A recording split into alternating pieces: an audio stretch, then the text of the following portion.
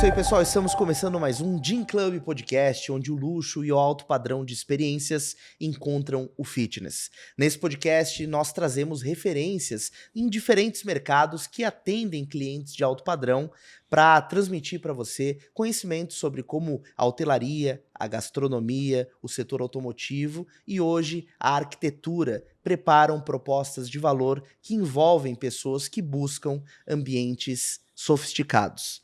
Sejam muito bem-vindos a esse papo. Marcelo, prazer estar aqui com você de novo. Marcelo, CEO da Gym Club Floripa. Obrigado, Jimmy. Mais um papo, onde com certeza a gente vai aprender muito, né? Agora na área da arquitetura. Isso. Né? Diversos setores já passaram por aqui.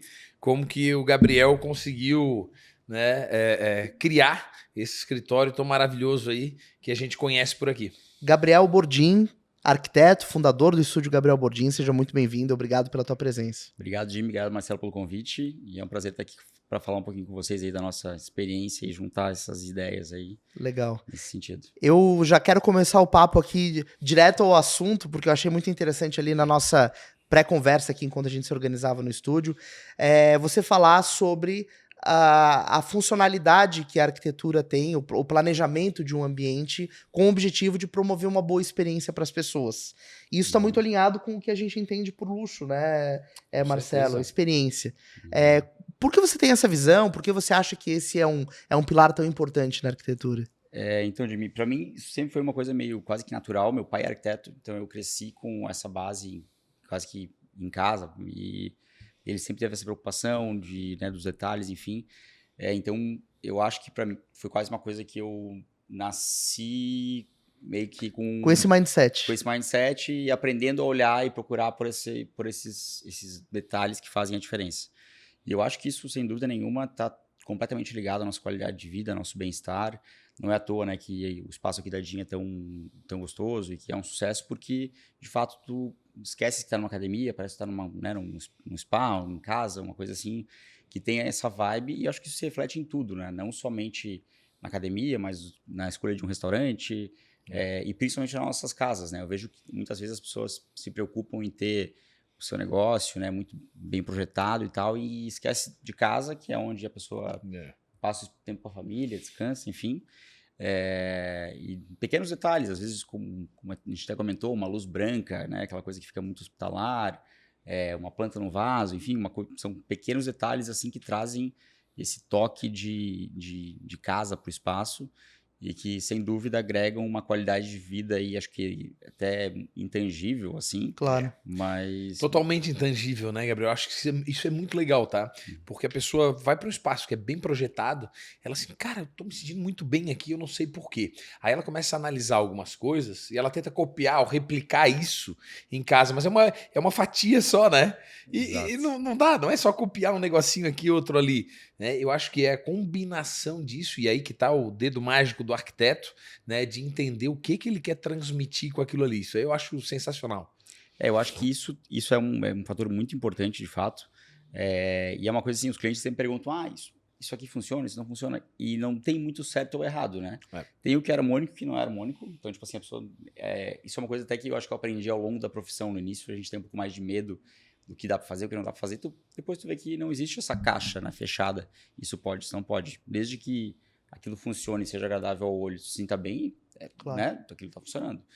E uma experiência que até foi um dos fatores aí que fez o nosso escritório começar a ganhar visibilidade e tal, foram as nossas experiências em Casa Cor, na mostra de decoração, e isso é muito interessante, porque ainda hoje, quando eu visito uma Casa Cor, eu acabo indo com um olhar muito crítico, assim, para os outros espaços, e obviamente para o meu também, mas tu vê que os espaços que mais agradam têm esse cuidado nos mínimos detalhes, não somente obviamente no projeto, na decoração, mas na iluminação, na música que está tocando, na altura da música, no cheiro do ambiente.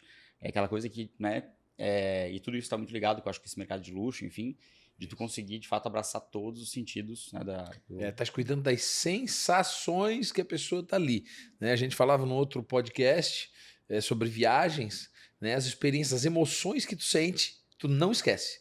Tu às vezes esquece Exatamente. de um lugar bonito que tu foi, que tu viu, uma arquitetura bacana, mas as emoções tu não esquece. Às vezes é isso, né? Cuida do cheirinho, cuida da iluminação, cuida... Cara, arrepia. Exatamente. Arrepiou, não esquece mais, né? É isso aí. Isso É essa que é uma experiência multissensorial, né? Mas eu também percebo, não sei se você compartilha dessa visão, que as pessoas, o mercado de maneira geral, vem tendo oportunidade de entender mais sobre isso e também saber identificar e vivenciar ambientes como esses, né?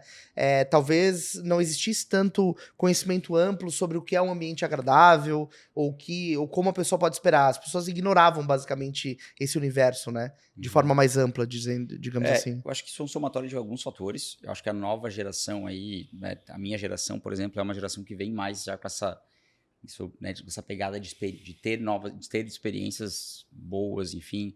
Enquanto nossos pais, meus pais eu vejo que foram muito preocupados em criar patrimônio, em construir, enfim, em construir uma casa, ter um carro, enfim.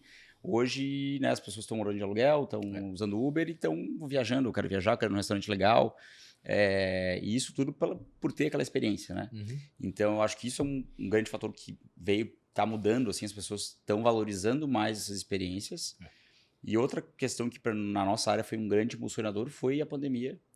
Foi um boom, assim, no mercado da decoração e da construção como um todo, porque todo mundo voltou para dentro de casa e aí a pessoa foi obrigada a olhar para o entorno, né? Porque a pessoa não podia fugir, não podia ir para o restaurante, não podia ir para lugar nenhum. Então ela ficou enclausurada ali semanas, meses, enfim. E de fato teve toda aquela preocupação inicial de todo mundo, como é que vai ser o mercado, né? Daqui para frente, o que vai acontecer. E no nosso segmento isso durou muito pouco tempo, foi questão de 1 ou 2 semanas. O mesmo cliente queria fazer a casa de praia, a casa de campo, a casa do centro, porque tudo virou refúgio. Claro. E era onde o cara tinha que estar ali, tinha que estar confortável. E aí passava o dia todo ali, né? Não saía para trabalhar, ficava olhando para a mesma parede. Exato. Eu tenho que fazer alguma coisa aqui. Exato. Acho que isso ajudou bastante assim a criar isso. E naturalmente acho que é uma questão até quase que cultural, assim, né? Que acho que tudo isso que a gente está falando vai no inconsciente coletivo vai criando, né, tu vai ficando acostumado com isso. Então, quando tu sai dessa área confortável, aquilo te choca um pouco, né? Tipo, opa, aqui tem uma coisa que já não me agrada tanto, assim. E existe até uma máxima, principalmente no mercado de tecnologia, né? De os clientes não sabem o que querem, né? Ou, digamos assim, quem está consumindo não necessariamente tem ideia do que pode ter de tão bom, né? E a Gym Club é um pouco isso, porque é justamente isso que surpreende, né? Talvez quem tivesse uma visão antiga sobre uma academia não imaginava o que poderia, até onde poderia chegar uma academia. Só que também tem o outro lado, né? Imagino que no teu trabalho seja um desafio, que é traduzir o que está na cabeça da pessoa, né? Tentar materializar isso que ela idealizou e mostrar para ela, olha, isso é viável, isso não é, vamos por esse caminho ou por aquele. Sim.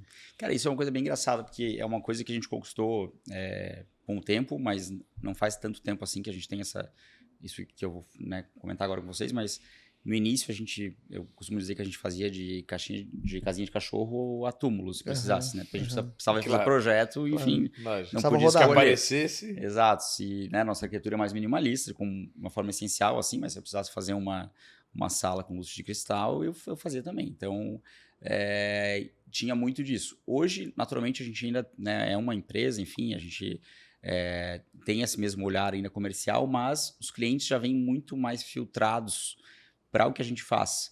E isso gera uma confiança muito grande. Então, antigamente, o cara vinha cheio de referências, cheio de imagem, cheio de briefing, eu quero isso, quero aquilo. E hoje isso mudou muito. Hoje, eu sempre falo com o cliente, ele fala assim, eu quero que tu faça o que tu faz. Ele fala assim, eu quero um AP, eu quero mais claro, eu quero mais escuro, eu quero um não sei o quê. Mas eles não querem interferir muito, porque eles confiam no processo, sabe? Que legal. Mas aí é uma construção de marca feita por ti já, né, Gabriel? Não veio do nada. Exatamente. Tu era jovem, não tinhas muitas coisas, as pessoas te entregavam o que gostavam. Hoje, elas já sabem quando elas vão atrás de ti. Exatamente. O que vai sair, um pouquinho pelo menos do que vai sair, né? Mas acho que isso é nesse sentido assim, que a pessoa já, quando ela tá chegando até nós, ela chega um pouco mais pronta. Porque ela já conhece nosso portfólio, ela já sabe o que a gente faz, como é que a gente faz. Talvez ela te procure até porque ela se identifica já com o que tu faz, né? Exatamente. Eu lembro uma das primeiras reuniões que eu tive, a gente mandou uma proposta e tal, e a gente estava numa fase que nós tínhamos muito projetos 3D somente na época, só as imagens 3D e tal.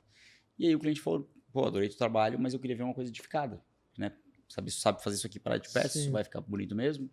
E foi um dos primeiros projetos assim, que nós tínhamos a oportunidade de fazer e que não deu certo. A gente perdeu o projeto porque nós não tínhamos um portfólio físico, né, no sentido de uma obra executada. Então, hoje que a gente já tem esse repertório, tu vê que a pessoa confia e tu vê que isso vem muito também de uma indicação quase que pessoal de outras pessoas. Então, está acontecendo cada vez mais com frequência isso da pessoa deixar na nossa mão. Isso é muito prazeroso, porque ao mesmo tempo que eu gosto de ouvir, né? Como a gente estava conversando antes também nos bastidores, porque a casa tem que refletir o cliente, tem que ter a tua essência e tal. Né? Digamos, pô, Marcelo, gosta de surfar, não sei o quê, blá, saúde. Não adianta eu ir lá e fazer uma casa pra ti que não tem nada a ver com isso. Né? Vai botar uma coisa de jogador de futebol. Exato, uma casa escura, fazer uma balada, um negócio que não é a tua vibe. Então, tipo, essa parte de conhecer o cliente, conhecer ele é muito legal, mas a gente faz hoje nosso questionário de briefing de projeto, ele é muito mais intuitivo. Até falo pro cliente, se não se sentir confortável para responder alguma coisa, fica à vontade. Tá. A gente pede quais são os hobbies, quem ele gosta na área da música, se gosta de cozinhar. De novo esse entendimento, né? Porque, interessante. Tipo, é verdade. Porque aí a gente vai fazendo uma leitura meio que subjetiva da pessoa, né? Não necessariamente assim, eu quero um quarto rosa, eu quero um quarto azul, vermelho, amarelo. Então, e aí é que fica interessante, sabe? Tu pegar esse compilado, não necessariamente óbvio, e traduzir isso em projeto. Porque muitas vezes o que a pessoa declara que gosta não é necessariamente o que ela gosta, né? Sim. Ela gosta daquilo que ela consome, daquilo que é uma referência para ela. E a pessoa não sabe realmente o que ela gosta. Exatamente. A pessoa fala assim, não, eu quero, mas eu vi na casa de fulano que vai ficar bom, que era assim e ficou lindo. Cara, mas pode ser. Mas vamos ver se assim isso não vai emocionalmente te mover, né? Exato, tem diferenças. Então, tem essa questão mesmo de a gente usar nosso conhecimento, que não é uma coisa assim também, né, não é uma dádiva, mas é uma coisa que muita coisa a gente aprendeu na tentativa e erro, para mostrar isso para o cliente. Falar assim, cara, isso aqui vai ficar melhor. Então, temos esses dois cenários. É muito difícil, né? Eu acho que, assim como escolher advogado, escolher arquiteto é uma dificuldade, porque tu não sabe o que vai sair dali. Essa que é a verdade, né, Gabriel? Então, acho que tem que rolar uma coisa assim de uma química mesmo, assim, sabe? Entende o que eu quero dizer? Assim, match, tu não sabe, tem que ter um match, né? Tem que ter uma confiança. É uma relação de confiança, eu acho, que é difícil. Difícil de construir, e principalmente no mercado de alto padrão, que as pessoas podem contratar qualquer um. Como é que tu fazes? Qual é o teu segredo para realmente transmitir essa confiança necessária para um cliente de alto padrão que pode contratar qualquer um? Cara, eu acho que isso é uma pergunta bem interessante, porque várias pessoas já me perguntaram, como é que tu fez para o escritório chegar no tamanho que tá, ou ter essa visibilidade que tem, enfim, e é uma coisa que foi muito natural, assim. Eu sempre gostei muito da arquitetura e do que eu faço e tal. Às vezes eu acho que eu tive outras oportunidades aí de trabalho na vida que eu acho que eu teria, digamos, me estressado menos do que eu me estresso com a arquitetura, mas ao mesmo tempo eu amo o que eu faço. Então acho que isso uma coisa leva a outra e tu vai, né, quando tu vê, tu chegou lá e tu ganhou essa confiança. De fato, a gente não tinha essa confiança no início. A prova é essa pessoa que falou, não. Claro. Então a gente foi aos pouquinhos, né? Fazendo um lavabinho ali na casa da tia, depois tu vai lá, faz o quarto na casa da mãe, aí não sei o quê, e as coisas, uma outra coisa vão se destacando. E no meu caso, como eu até comentei, as mostras foram uma coisa de grande visibilidade. Legal. Que foi uma coisa que... É uma coisa que eu sempre gostei, essa questão da Casa Cor, porque como um laboratório, assim, né? Isso. Então a gente tem liberdade de fazer, e aí eu chego lá no espaço e vejo, cara, o que pode ser, né? É onde o conceito acontece, é como uma passarela de um São Paulo Fashion Week, né? Exato. E aí o que me tocou, tipo, ano passado a gente fez uma casa que foi muito legal, uma casa brisa, que era uma casa na frente do mar, ali em João Paulo. E aí já era um barraco de barcos, assim, bem rústico, enfim. Legal. Mas era chão batido e tal. Daí eu falei, cara, a essência tá pronta, tem que ser... A gente fez uma casa, que chamava Casa Brisa, porque ela foi toda uma casca, enfim. Mas a essência era o mar, era essa conexão da casa com o mar, tinha uma figueira atrás, a gente ressaltou todos esses pontos. Mas então é um local onde a gente consegue mostrar muito para o cliente isso. Assim, tipo assim, ó, cara, isso aqui é uma coisa que a gente teve liberdade de criar e ficou assim, sabe? E as pessoas chegam a esse espaço em especial, em mais de uma vez eu vi pessoas chorando dentro do espaço. Porque era ali frente ao mar, e o pôr do sol, o sol se punha assim bem em frente a uma janela que parecia um quadro para o mar. E aí tinha essa questão de uma música que também mais sensitiva tocando, que tinha tudo a ver com aquela vibe. Legal. Então, é isso, eu acho que vai dando essa confiança, acho que principalmente isso né, desse fator aí das pessoas verem o que já deu certo. Eu acho que é um processo também até de autoconfiança, e como eu falei anteriormente, no início, o cliente me perguntava, será que A ou B? Nem eu sabia o que dizer direito. Sim. Aí eu falava, não, eu já sei, tipo, não, vamos no A que é mais seguro, mas é uma coisa que, de novo, não tem certo ou errado. Então, eu acho que uma coisa vai indo junto com a outra, assim, né? Não tem muito essa forma. Mas tu falasse um negócio no início, Gabriel, que me chamou a atenção. As pessoas veem um projeto do nosso escritório, já sabem que é nosso. Uhum. Qual é o elemento que faz com que a pessoa já saiba? Porque cada projeto é único, cada cliente é único, cada história é única, né? Sim. Que tu vai contar ali de um papel em branco. Quer dizer, o que no final é único, assim, que faz esse diferencial? Cara, eu acho que é uma boa pergunta, porque eu ouvi isso semana passada, alguém me falou isso, falou, pô, parece, eu consigo dizer quando é teu. Pois é. Mas eu francamente, claro, é a minha visão, então acho que tá muito ali ligado para mim o que é ao que funciona, enfim, mas eu acho que é um pouco por essa questão de a gente ter uma essência minimalista em termos de base. O que quer dizer com isso? Tipo assim, a gente tem uma casca limpa, a gente hoje trabalha muito com interiores, com arquitetura também, a gente faz edificações, casas e prédios, mas muito mais interiores. Mas eu, no início do meu escritório, no início da carreira ali, comecei fazendo mais casas. Tá. E aí, eu sempre tive essa questão de não ver as coisas desconectadas, porque para mim arquitetura e interiores é uma coisa única. Ou seja, se eu tenho essa janela aqui, ela é um volume para o lado de fora interessante, mas aqui dentro eu tenho esse contato com o jardim. Então, né, a arquitetura tem que dialogar com interiores, e por isso aqui é um volume de uma cor e lá fora de outro. Então, essa questão dessa volumetria e desse pensamento do macro ser minimalista é uma coisa muito forte pra gente. Mas acho que tem muito... hoje foi meio banalizada essa palavra do minimalismo, né? Porque ela virou uma coisa assim, meio tipo, tudo é minimalista. Sim, mas sim. o minimalismo é chato às vezes, né? Se tu não tiver... Se tu não produzir legal. Às vezes parece pobre. Exato, parece frio, fica aquela coisa assim, né? Tipo assim, ó, é o que eu digo, tipo, tem essa casca limpa, pô, mas vai ter um cantinho ali que tu vai ter uma pilha de livros, não sei o quê, com um bar. Que a funcionalidade eu acho que tem que estar muito presente. Né? Exatamente. A simplicidade para trazer uma funcionalidade pro Exato. espaço, né? E aí ter as tuas coisas, né? Tipo, você sempre fala pro cliente, pô, não tem nenhum quadro da tua avó, uma coisa de família. Tem um cliente que tinha ganhado uma camisa de time de futebol do vô dele, tipo, um time de bairro, assim. A gente mandou emoldurar aquilo e colocou na prateleira. Sabe aquelas coisas assim, pequenos detalhes que, pô, personalidade, né? São dele aquilo ali, entendeu? Claro. Não vou numa loja comprar aquilo, então, de uma casa dele e tal. Assim como os livros de coisas que tu gosta, de esportes que tu gosta, de arte que tu gosta, de música que tu gosta. Essas coisinhas assim que tu vai te lembrando no dia a dia que a casa é tua. Isso. Exatamente. É a ambientação, né? Isso me lembrou, Marcelo, desse cuidado com relação à ambientação aqui na DIN, porque a gente tem o desafio de colocar a pessoa no estado mental daquilo que ela vai fazer, né? A pessoa vem de fora do trabalho, ela tá em outra vibração. Então ela entra aqui, ela vem pro spa, ela precisa baixar a frequência. Ela vai para um bootcamp, ela precisa estar energizada. E esses ambientes têm essas nuances, né?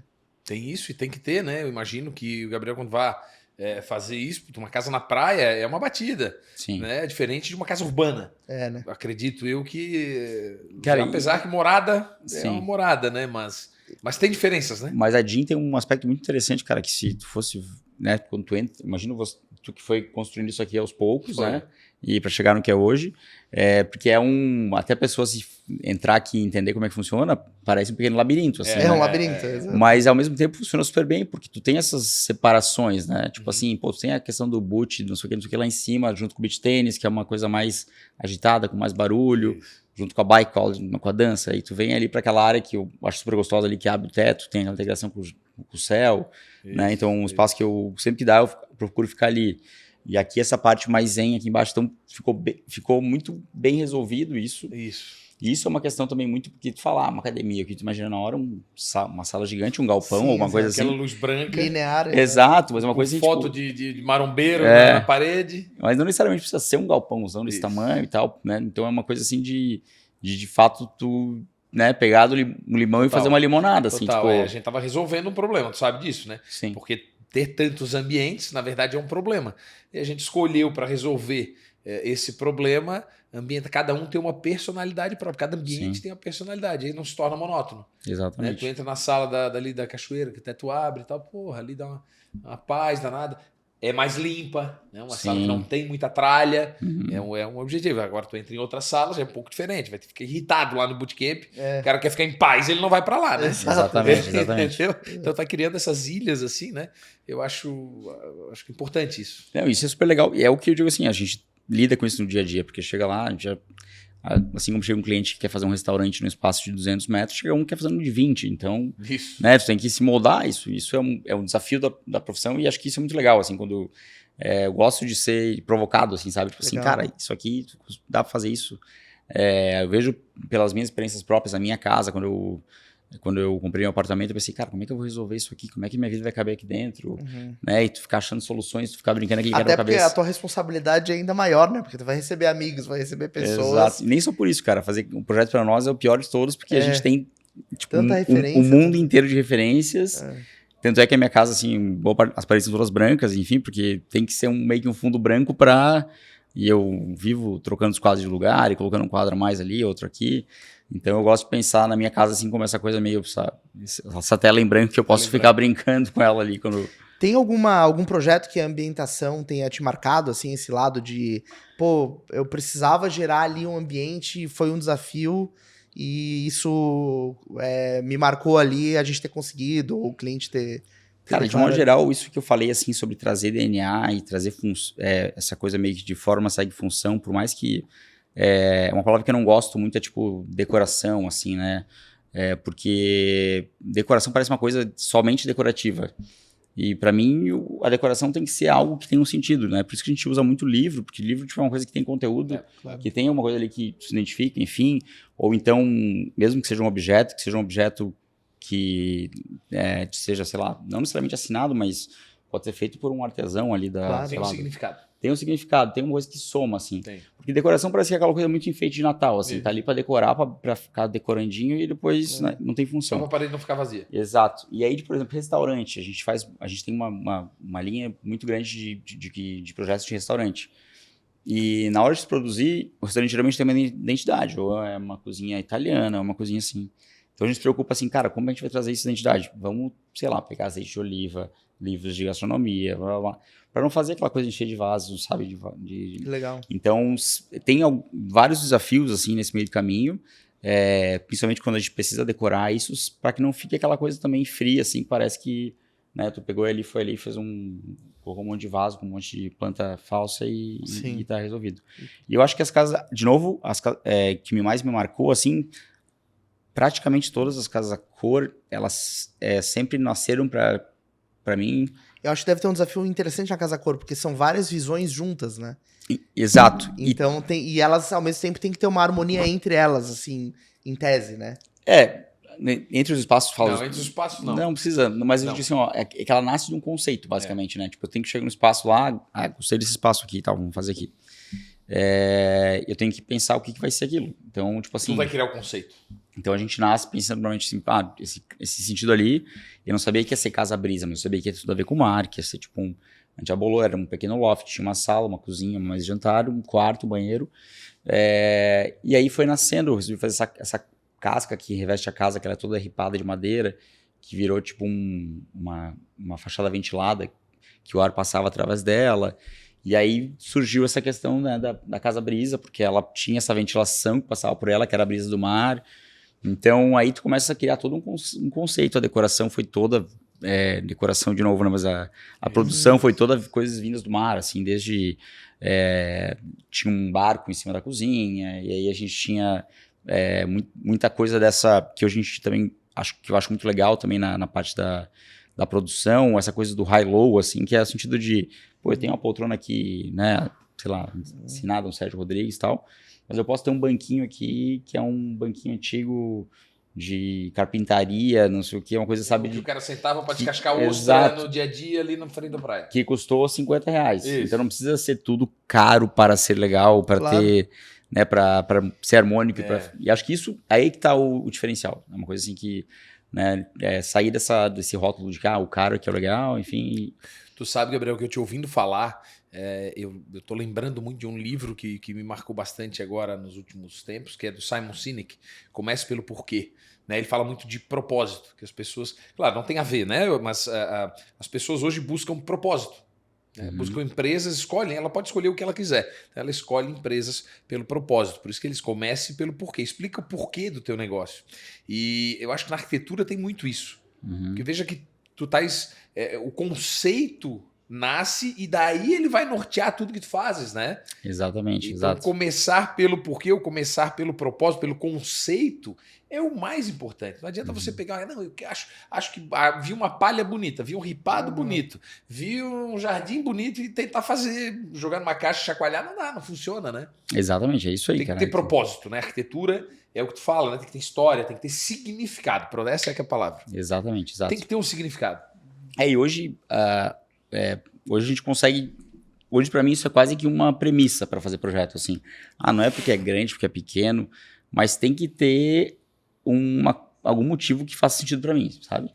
Se a pessoa chegar para mim com um conceito de não ser uma coisa que... Cara, eu penso, mas por que isso está sendo feito, assim, sabe? Sim. Ou que não... Para mim, parece que já não vou ter o tesão de fazer aquele projeto. Vai ter tesão. E é uma coisa, assim, que para mim é o que... Né, como é muito ligado à área criativa, e hoje, obviamente, a gente tem um time criativo, né? Não estou sozinho nisso. Claro. Tem pessoas que estão comigo há bastante tempo, mas é uma coisa, assim, que se não tiver alinhado com essa questão que tu falasse, né? De conceito, dessas premissas... Parece que perde o sentido total. É mais uma coisa. É mais um. Aí, tipo assim, é uma coisa que eu já tento economizar minha energia para essas coisas que, pô, isso aqui vai ser muito legal, isso aqui vai dar muito certo e tal. Legal. A gente tem trazido aqui no podcast, Gabriel, referências de vários lugares, né? Eu até citei na abertura, justamente para entender como essas referências podem nos abastecer de insights para o dia a dia da operação do negócio, né? E eu queria entender como você faz essa costura de referências, trazendo para arquitetura, moda, setor automotivo ou natureza, como extrair essas referências e integrá-las no teu dia a dia. Cara, geralmente isso vem do cliente, né, naturalmente, depende do segmento que a gente está falando, se é uma coisa comercial, uma coisa mais do cliente final. Ultimamente, os clientes já vêm muito com uma referência do nosso próprio escritório. Gostei muito daquele teu projeto lá em Cascais, ou projeto não sei aonde. Então, ele fala, a gente já consegue... o cara quer uma coisa com uma pegada mais praia, quer uma coisa mais escura, quer uma...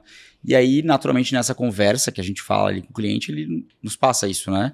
Eu gosto de MPB, eu gosto de não sei o quê, eu gosto de futebol, eu gosto... Aí tu vai começando a criar entender como é que é a persona do cliente e aí... Para montar o conceito. Para montar o conceito, né?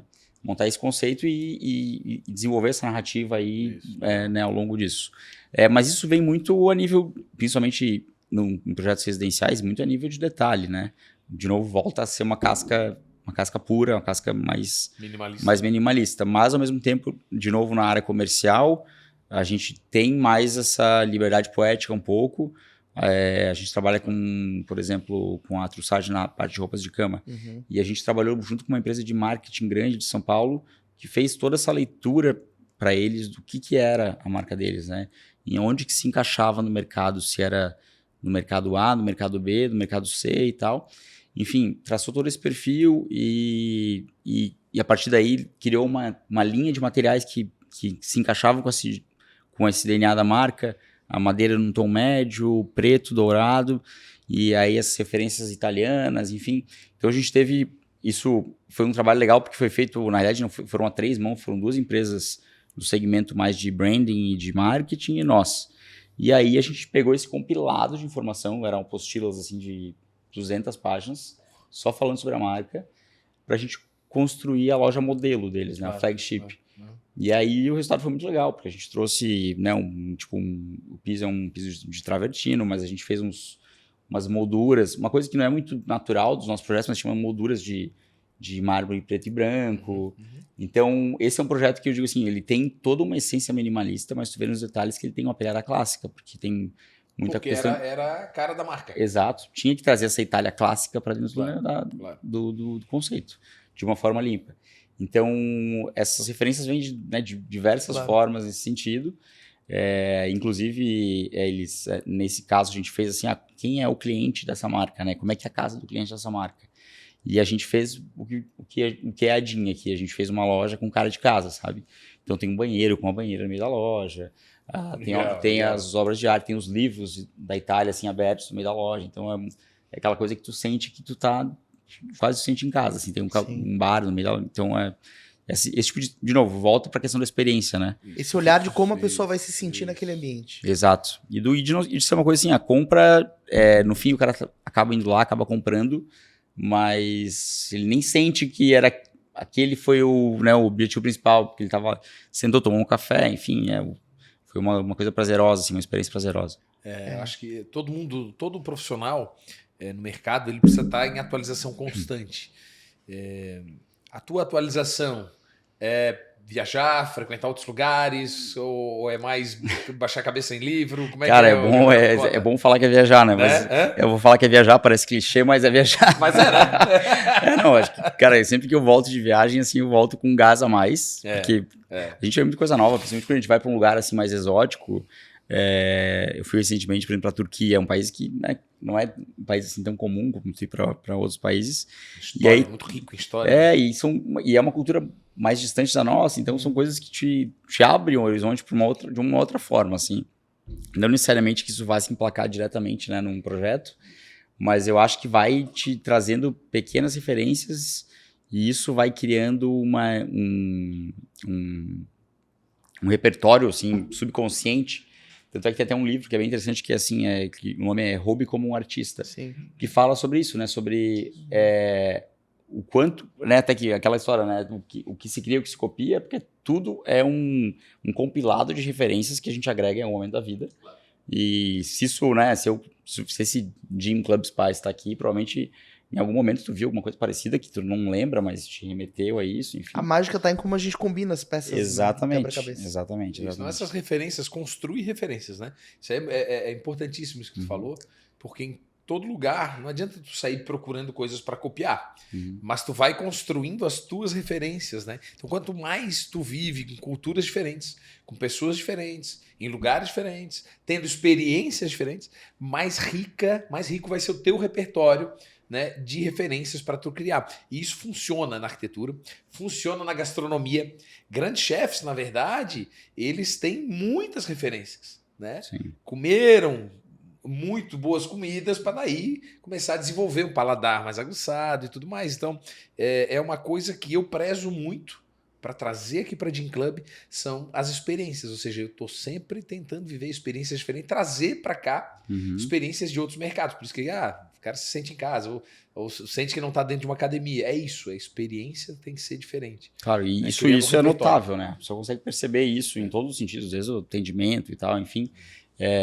Né, a gente acaba sendo garoto propaganda quase de Gym Club, porque a gente fala pra todo mundo, não, tem que ir lá, porque é outra vibe, que não sei o que, blá, blá, blá. E aí, geralmente a pessoa tem uma academia, já que ela fala, vai ela fazer uma experiência pra tu ver. Porque de fato é uma coisa que sai fora da caixinha da academia e tal. Então, acho que isso é muito legal de tu conseguir despertar isso, né? E é uma coisa que é engraçada, porque é aquela velha frase, né, de que paladar não retrocede, e quanto mais tu viaja, quanto mais tu experiencia coisa boa, parece que menos tolerante tu fica. Fica chato, né? Sim, eu tava falando com o Jimmy antes, tipo assim, cara, restaurante é uma coisa assim, a comida tem que ser boa, enfim, mas se o ambiente não for agradável, eu não tô falando sofisticado de novo, né? Mas isso, pode ser um boteco pé na areia pra comer uma ostra, mas tipo assim... Ele precisa estar alinhado com a proposta que ele tem. Precisa ser gostoso, precisa estar, né, ter uma sombrinha, precisa ter alguma coisa ali que é agradável. Senão... a gente vai ficando chato. Vai ficando. Vai ficando. Ô, Gabriel, deixa eu te perguntar uma coisa. Tu dá nome pra todos os teus projetos? Não. Não. Só esses mais de... Tipo Casa Brisa. Casa Cor a gente tem que colocar...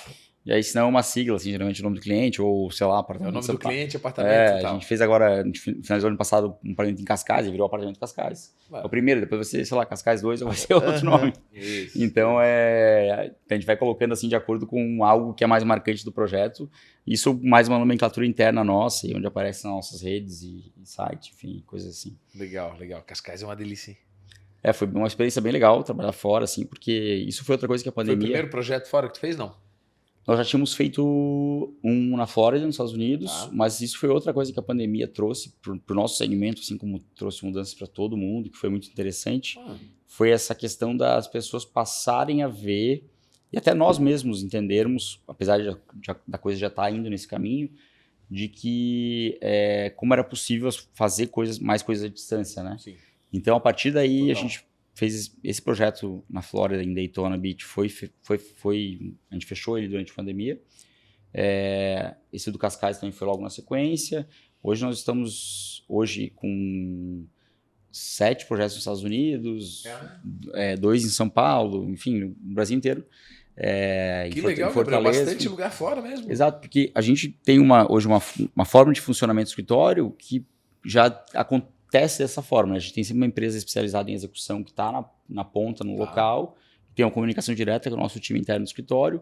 Então, a coordenação de um projeto aqui em Floripa ou distante é muito similar, porque muito disso é virtual. Claro, nossas visitas físicas são mais espaçadas, enfim, isso, claro. Mas são todas questões muito fáceis de serem lidadas. E assim. É um perfil de público, são estrangeiros ou mais brasileiros? Ou seja, o estrangeiro está consumindo a nossa arquitetura, digamos assim. Esse de Portugal era o estrangeiro, sim, e então esse foi um desses casos. Os outros são brasileiros, mas que já moram lá há bastante tempo, a grande maioria, e que tiveram alguma referência nossa aqui do Brasil, uma indicação do Brasil para fazer lá fora. Porque tem até a dificuldade dos métodos construtivos terem alguma diferença, né?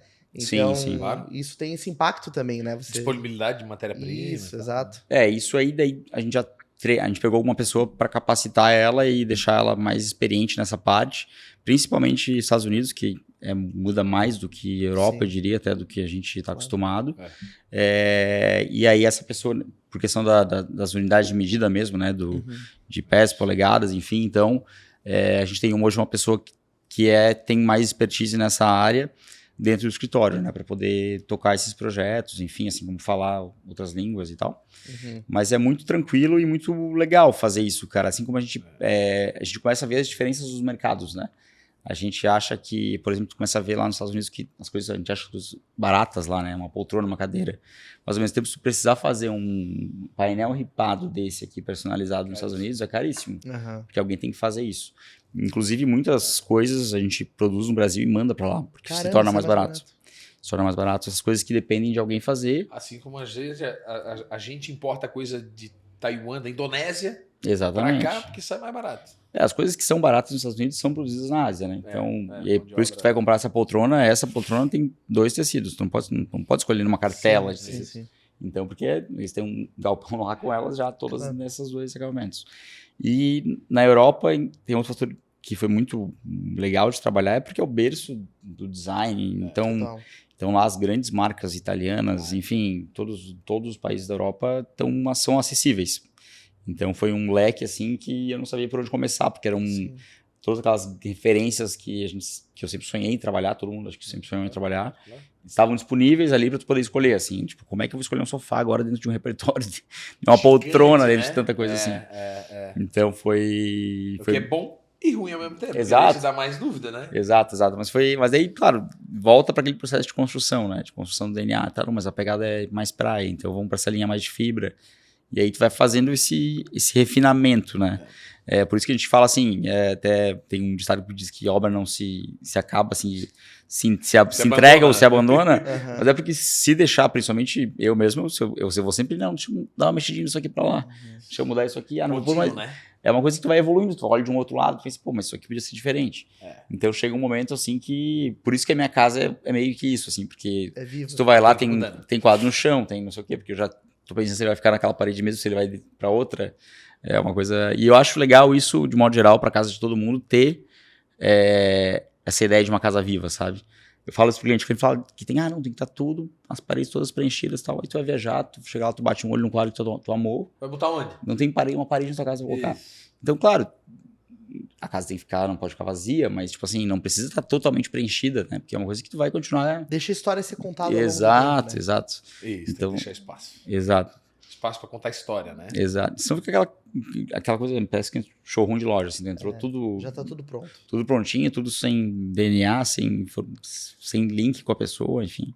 O que o teu cliente hoje de alto padrão, ele chega para ti, teu cliente de maneira geral, chega e busca, assim, qual que tu sente que é a maior, a principal coisa que esse cliente procura quando vai contratar um projeto teu, que tu imagina, assim, que é o que ele espera? Eu acho que é esse efeito, esse wow factor no final ali. Tanto é que a gente gosta de fazer esse dia de produção, esse dia final de produção, onde a gente dá essa alma para casa, até que o cliente não esteja lá, porque aí tem esse choque de realidade quando ele volta. Aí revela E é impressionante. De fato, as pessoas falam assim, pô, meu Deus, tipo, a pessoa não consegue ter noção, a pessoa vê assim, isso aqui sem produção, ele não consegue ver como é que vai ficar aquilo depois.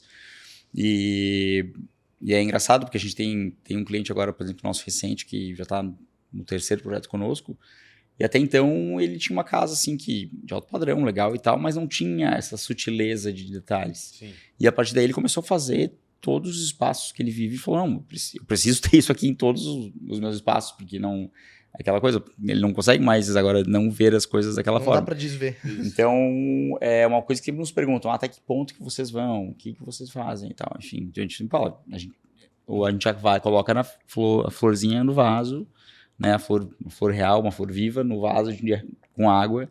Então vai até esse ponto, né? Aquele ponto Todos os projetos.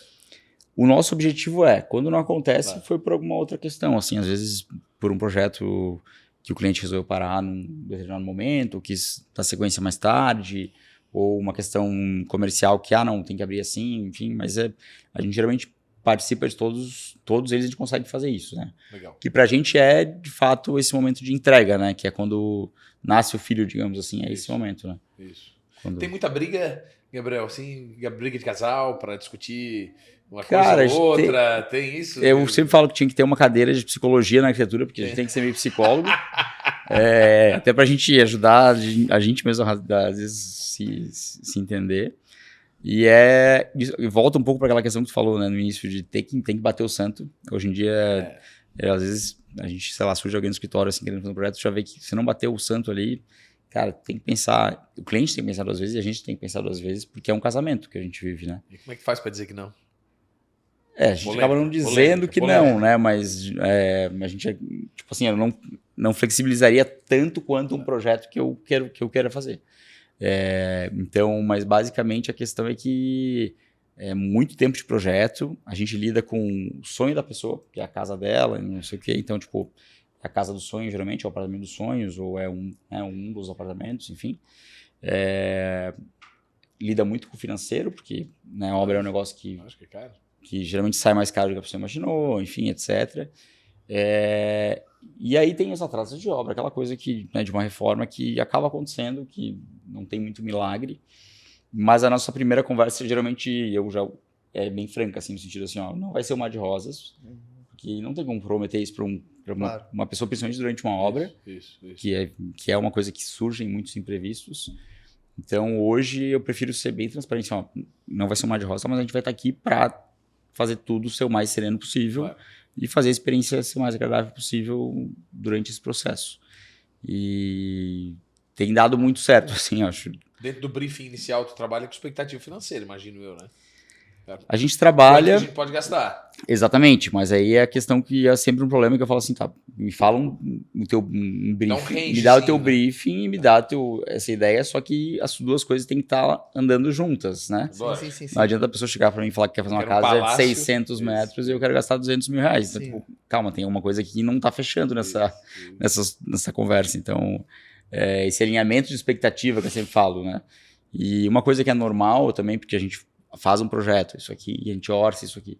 Então, sempre existem alternativas, né? Não, isso aqui ficou caro, então vamos ver, vamos pro plano B, que seria isso, vamos mudar o material, vamos fazer isso aqui.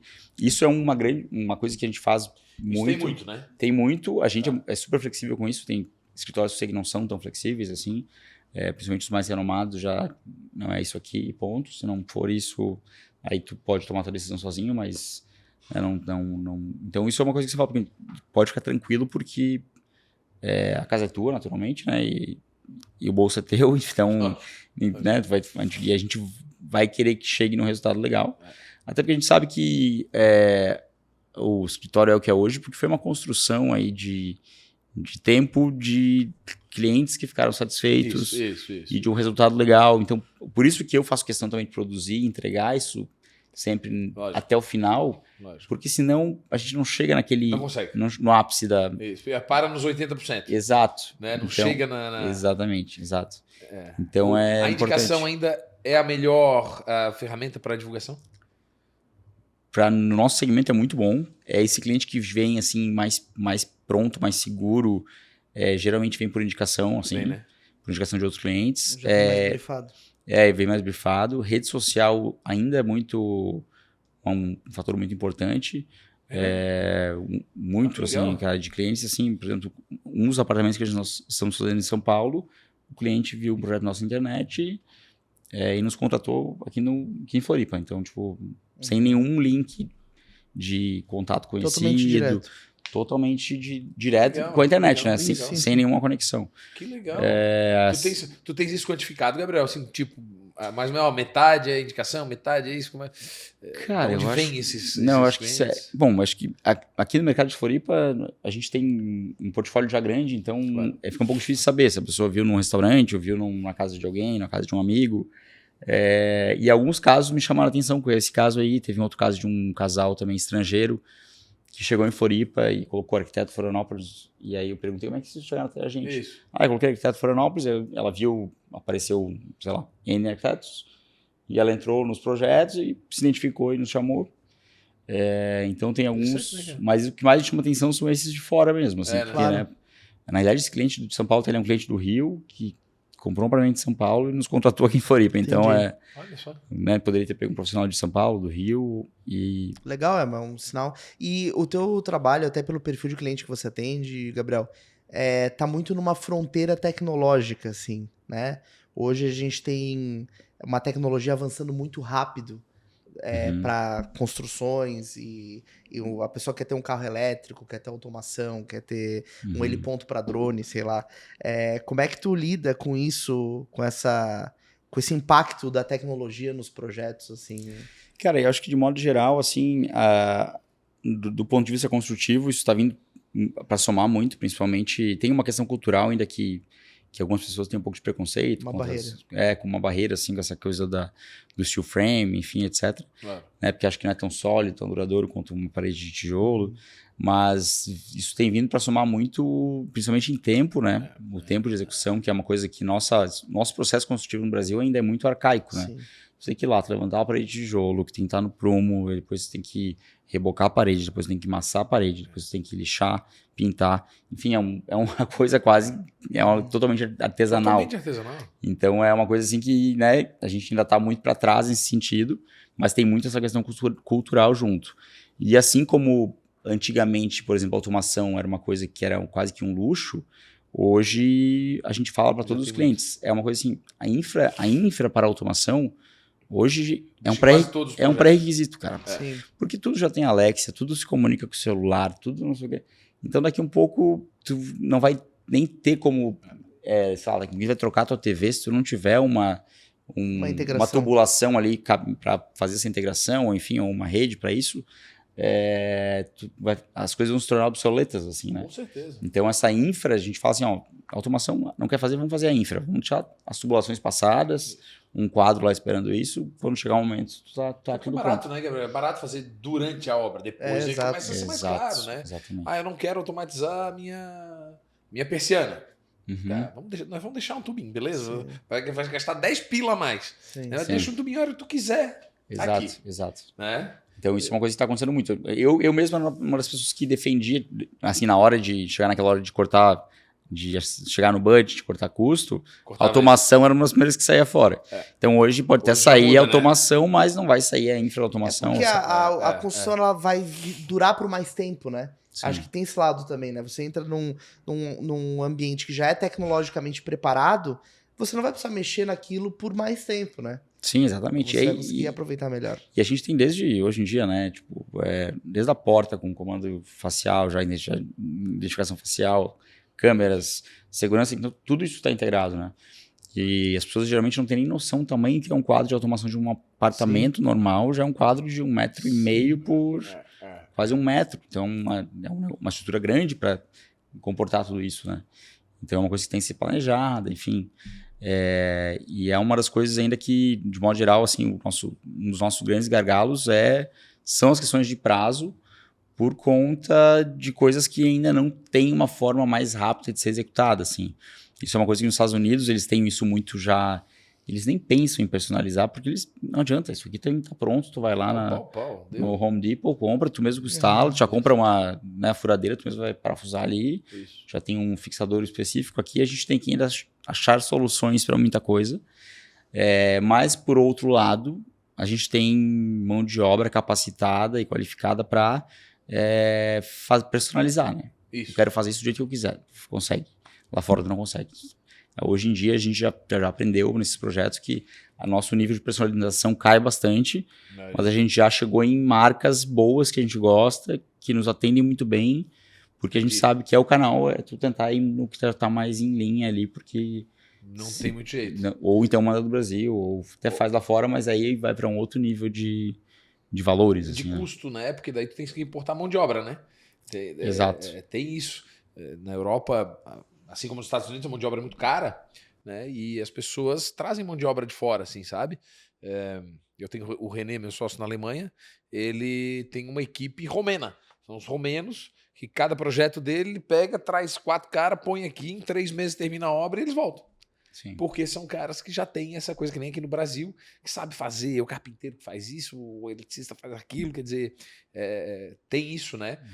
Para tu fugir um pouco dessa padronização que tem lá fora por causa do alto custo de mão de obra. O primeiro projeto que a gente fez, a gente personalizou ele bastante, assim, aí chegou em alguns momentos que foram até engraçados. Não assim. Fazer. Não, a gente...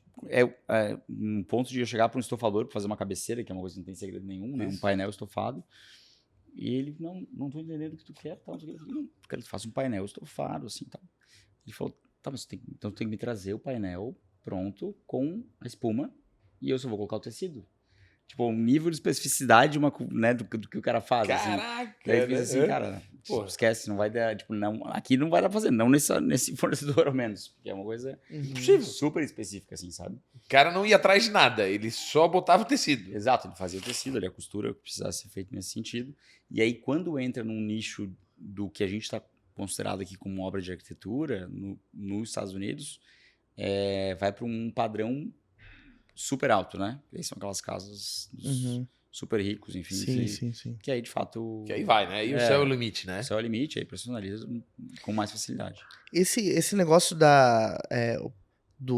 de construir a cultura ou depender do prestador de serviço da ponta, eu imagino que seja um ponto delicado do teu trabalho, né? Porque vocês podem elaborar um projeto incrível, que o cliente ame, que seja exatamente aquilo que ele sonhou, mas a ponta precisa executar de uma maneira que a entrega seja feita, né? Sim. E tem que transmitir essa cultura pro cara que tá lá na ponta, né? Como é que é isso, assim, essa... Cara, isso é uma relação de confiança que vai sendo construída também. A gente vai, como qualquer área, criando parceiros que a gente sabe que funcionam, assim como a gente vai agregando pessoas novas que a gente precisa. A gente vai descobrindo pessoas que, não, esse perfil não funciona pra gente, então... A gente vai filtrando, né, pessoas que funcionam e que não funcionam. Como eu falei, é uma coisa que está muito vinculado ali o custo. Então, hoje, a gente praticamente, se é alguma coisa assim, não, eu preciso baratear mais do que um certo ponto, e isso me gerar uma certa insegurança, e falar, ok, quer seguir por aqui, não vou te indicar isso, mas não deu. Tá. Mas aí tu fica por tua conta e risco, porque é uma coisa muito complicada, porque a gente tem, como eu falei, a gente está lidando com valores altos, enfim, é uma coisa que é ainda muito artesanal, e então a gente se baseia muito nisso, né, em boas parcerias, que são pessoas que a gente confia, que sabe que vai acontecer, que vai dar certo. Então isso é relativamente baseado muito nisso, assim, né, nessa questão de tu ter essa relação construída. Ter essa relação construída e saber, né, e aprender muito com os erros também. Acho que isso é um fator muito importante, porque tem muita coisa aí que hoje a gente já está vacinado, digamos assim. Claro. Que foi um erro no passado, né, em algum momento. Sim. Mas isso é difícil, assim, a gente ter relações de confiança também com parceiros, né? Sim. E eu, como cliente, né, antigamente eu não gostava disso. Eu disse, porra, tu tens dois marceneiros de confiança só? Não é possível. Tem tanta gente, né, cara? Aí eu ia atrás de outro, tal, pegava o mais barato, puta, me incomodei pra cacete. Até que eu aprendi, sofrendo na própria pele, né, que parceiros são importantes. Tu vai desenvolvendo um nível de confiança e intimidade, às vezes com o arquiteto, que ele, sei lá, o arquiteto mandou algum detalhamento errado. E, cara, se tu escolheu outro marceneiro que não é do círculo de confiança dele, vai dizer, cara, vou ter que cobrar mais para agora para refazer isso daqui. Claro. Quem é que vai pagar? Daí o arquiteto tenta, não, eu não posso pagar, não, o outro vai pagar. E fica um rolo do cacete. Claro, por causa de uma falta de confiança entre as partes, né? Exato. Então... a gente tem um portfólio bem grande de fornecedores hoje, mas a gente fala assim, é aberto fechar, fazer com qualquer um, obviamente...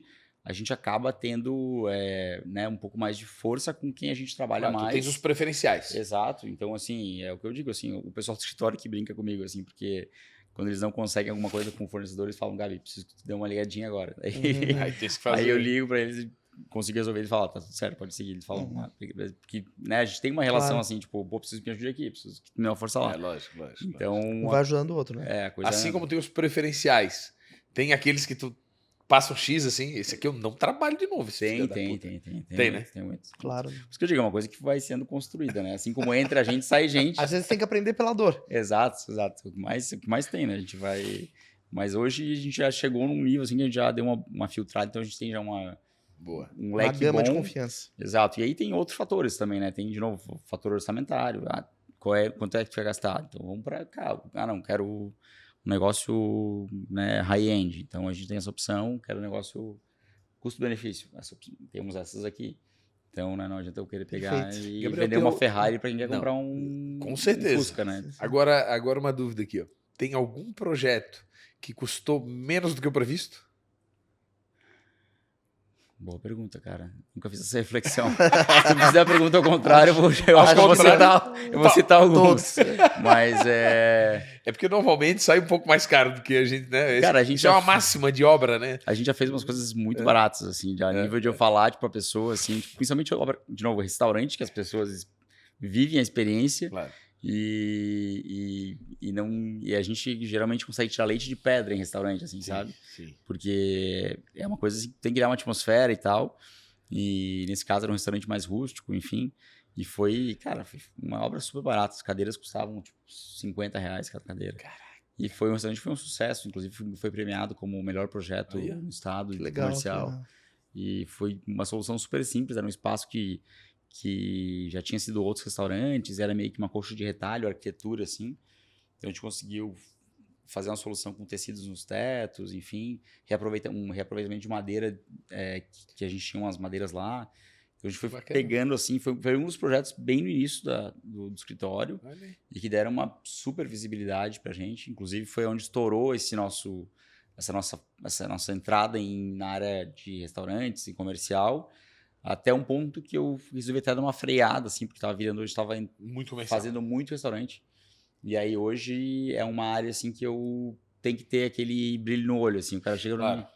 Porque se for uma coisa assim que, cara, não, tem que ter um conceito legal, tem que ter um negócio. Claro. Muitas vezes, quando é business, né, é feito para dar retorno, né? Exato. Quando é casa, não. Casa é intangível. Vou gastar 500, eu vou gastar 800. Mas se eu tenho 800, eu gasto. Sim. Né? Porque é para mim, para minha casa, né? Agora o business não... é mais amarrado, né, Gabriel? Sim. Mas a gente está bem acostumado a trabalhar com... A gente tem vários projetos em que a gente recebe um budget, assim, também mais no mundo corporativo, da parte de construtoras, enfim.